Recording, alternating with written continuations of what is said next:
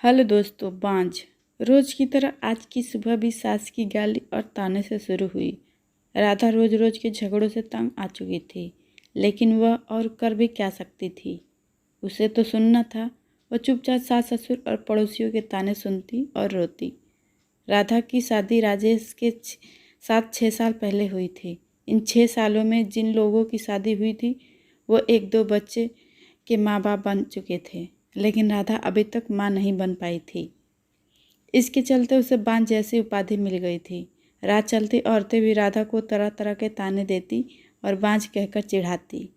राधा को यह सब सुन बहुत खराब लगता, लेकिन वह किस किस का मुंह बंद करती। आखिर वे लोग तो ठीक ही कहते हैं।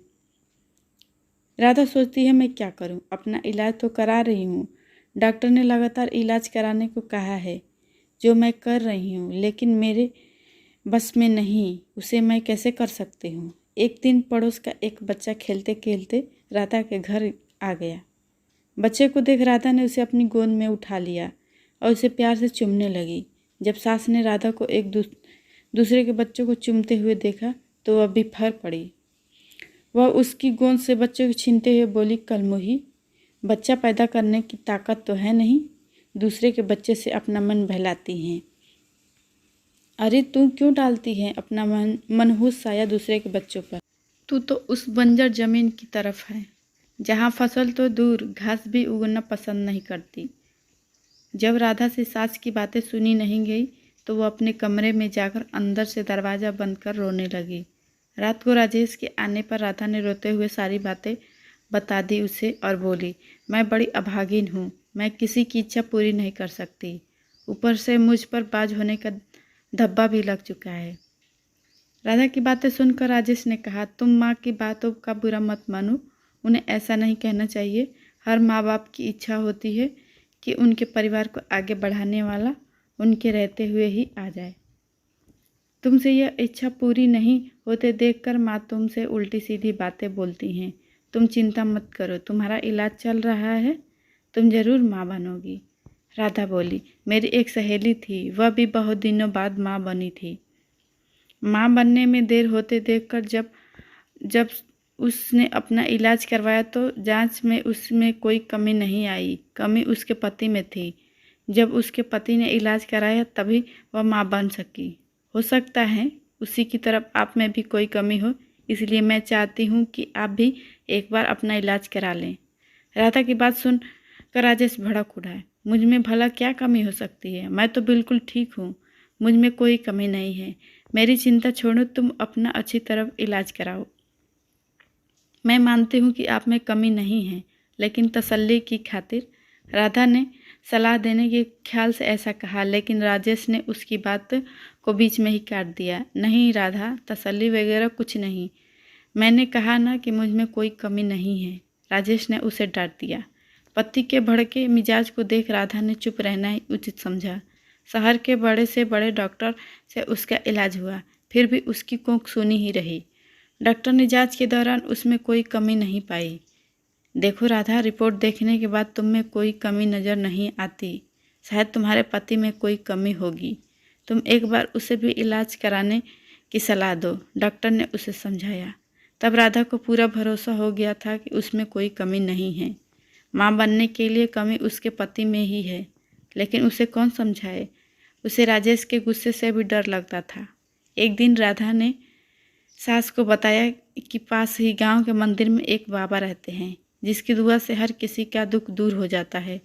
सास ने यह बात अपने बेटे राजेश को बता दी और राधा को बाबा के पास भेजने को कहा। रात को राजेश ने राधा से कहा, कल तुम मंदिर चली जाना। ठीक है, मैं चली जाऊंगी, लेकिन मैं डॉक्टर के पास गई थी, डॉक्टर ने मुझ में कोई कमी नहीं बतलाई, इसीलिए मैं चाहती हूँ आप भी एक बार अपना। डरते डरते राधा कह रही थी, लेकिन राजेश ने उसकी बात को अनसुना कर दिया। राधा, मैं नहीं जाऊंगा, तुम कल मंदिर में बाबा के पास चली जाना। ऐसा कहकर राजेश सो गया। राधा ने भी अपने माथे पर लगा बाझपन का धक्का मिटाने के लिए बाबा के पास जाकर उनसे दुआएं लेने की सोच ली। दूसरे दिन सवेरे नहा धोकर वह बाबा के पास चली गई। मंदिर में लगी भीड़ को देखकर उसे भरोसा हो गया कि वह भी बाबा की दुआ पाकर माँ बन सकती है। राधा बाबा के पैरों पर गिर पड़ी और कहने लगी, बाबा मेरा दुख दूर करें, मैं 6 साल से बच्चे का मुंह देखने के लिए तड़प रही हूँ। उठो बेटी, निराश मत हो, तुम्हें औलाद का सुख जरूर मिलेगा, लेकिन इसके लिए तुम्हें महामारी होने के बाद यहाँ 4 दिन तक रहकर लगातार पूजा करनी होगी। ठीक है बाबा, मैं ज़रूर आऊँगी। राधा खुशी से घर गई। घर आकर उसने सारी बातें अपने पति को बतलाई। मैं कहता था ना कि जो काम दवा नहीं कर सकती कभी कभी दुआ से भी हो जाती है। बाबा की दुआ पाकर अब तुम ज़रूर माँ बनोगी, ऐसा मुझे भरोसा है। तुम ठीक समय पर बाबा के पास चली जाना। राजेश ने खुश होते हुए कहा। राधा अब बेसब्री से महामारी होने का इंतजार करने लगी। कुछ दिन बाद उसे महामारी हो गई। महामारी पूरी होने के बाद राधा फिर बाबा के पास गई। उसे देखते ही बाबा ने कहा, बेटी जैसा कि मैं तुम्हें पहले भी कहा था, यहीं रहकर 4 दिनों तक लगातार पूजा करनी पड़ेगी, तभी तुम माँ बन सकोगी। जी बाबा, मैं रहने के लिए तैयार हूँ, राधा ने कहा। ठीक है, अभी तुम अंदर चली जाओ, रात से तुम्हारे लिए पूजा करनी शुरू करूँगा। अपनी काम को कामयाब होते देख बाबा मन ही मन खुश होते हुए बोला।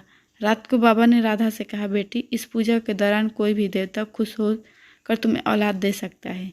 इसके लिए तुम्हें सब कुछ चुपचाप सहन करना पड़ेगा, नहीं तो तुम कभी माँ नहीं बन पाओगी। जी बाबा, मैं सब कुछ करने को तैयार हूँ, बस मुझे औलाद हो जानी चाहिए।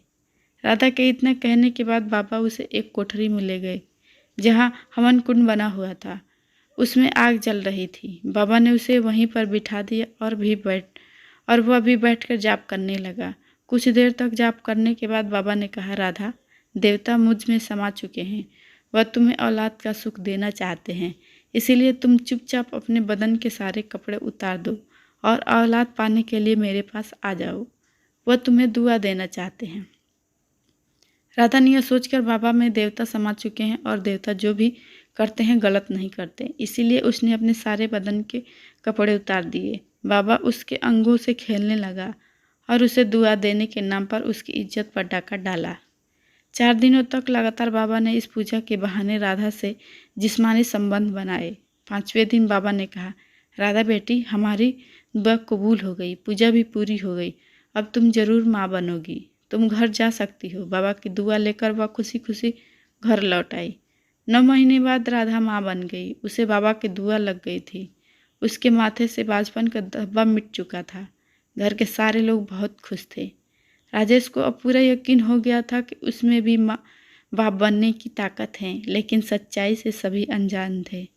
तो दोस्तों, ये कहानी आपको कैसी लगी प्लीज़ बताइएगा, और ऐसे और पाखंडी बाबाओं से जितना हो सके दूर रहिए। थैंक यू दोस्तों। अगर आप चैनल पर नए हैं तो प्लीज़ चैनल को सब्सक्राइब कर दें, लाइक शेयर करना ना भूलें। Thank you.